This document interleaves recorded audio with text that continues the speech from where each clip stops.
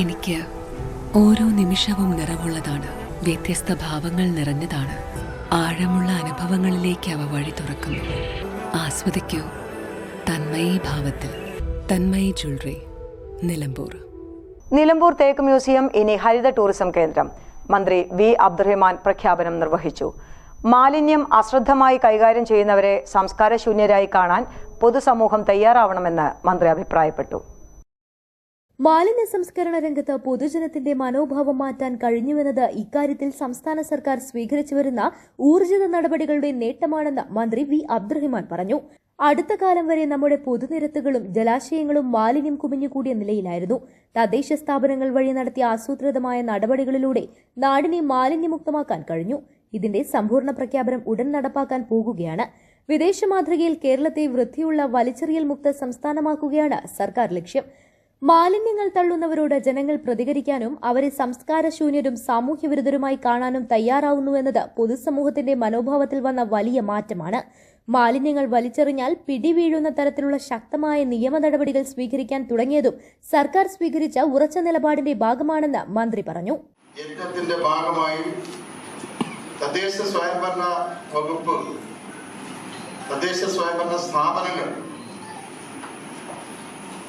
അവരുടെ നേതൃത്വത്തിൽ നടന്നിട്ടുള്ള വലിയ തോതിലുള്ള പ്രവർത്തനം ഇന്ന് കേരളത്തെ മാലിന്യമുക്തമാക്കാൻ വലിയ തോതിൽ സഹായിച്ചു എന്നുള്ള കാര്യം നമ്മൾ ഇവിടെ ഓർമ്മിക്കുകയാണ്. ഈ പ്രവർത്തനങ്ങൾക്കായി ഏറ്റവും കൂടുതൽ അധ്വാനിക്കുന്നത് നമ്മുടെ ഹരിതകർമ്മ സേനാംഗങ്ങളാണ്. നിലമ്പൂരിലെ കണക്ക് തന്നെ എടുത്താൽ എനിക്ക് തോന്നുന്നു ഈ കൗൺസിൽ അധികാരത്തിൽ വരുമ്പോൾ 6 ഹരിതകർമ്മ സേനാ പ്രവർത്തകർ മാത്രമായിരുന്നു ഉണ്ടായിരുന്നത്. ഇന്ന് ആ പ്രവർത്തകരുടെ എണ്ണം എനിക്ക് തോന്നുന്നു 1000 ഇരട്ടിയായി വർദ്ധിച്ചിട്ടുണ്ട്. ഏകദേശം 50-ലധികം 77 ഹരിതകർമ്മ സേനാംഗങ്ങൾ ഇന്ന് നിലമ്പൂരിൽ.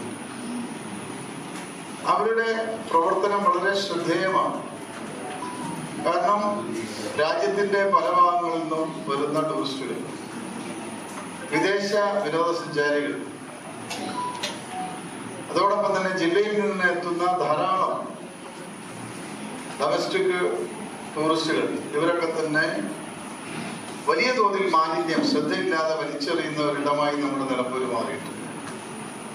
ഇത് നമ്മൾ ഗൂഡല്ലൂരിലേക്കുള്ള യാത്രയിൽ നോക്കിയാൽ പ്രത്യേകിച്ച് നമ്മുടെ വനപ്രദേശങ്ങളിലൊക്കെ തന്നെ പ്ലാസ്റ്റിക്കോ അതോടൊപ്പം തന്നെ മറ്റു മാലിന്യങ്ങളോ നിർമ്മാർജ്ജനം ചെയ്ത കാഴ്ചയാണ് നമുക്ക്.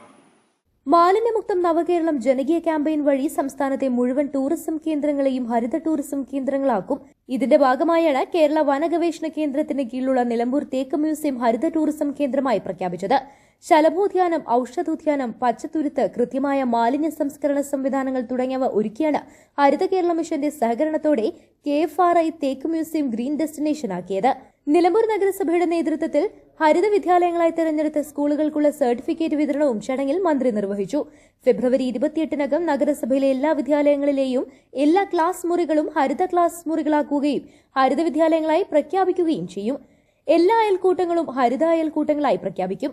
മാർച്ച് 31 എല്ലാ സർക്കാർ സ്ഥാപനങ്ങളും ഹരിത സ്ഥാപനങ്ങളായി മാറ്റുന്നതിനുള്ള പ്രവർത്തനങ്ങൾ നഗരസഭയിൽ ആരംഭിച്ചിട്ടുണ്ട്.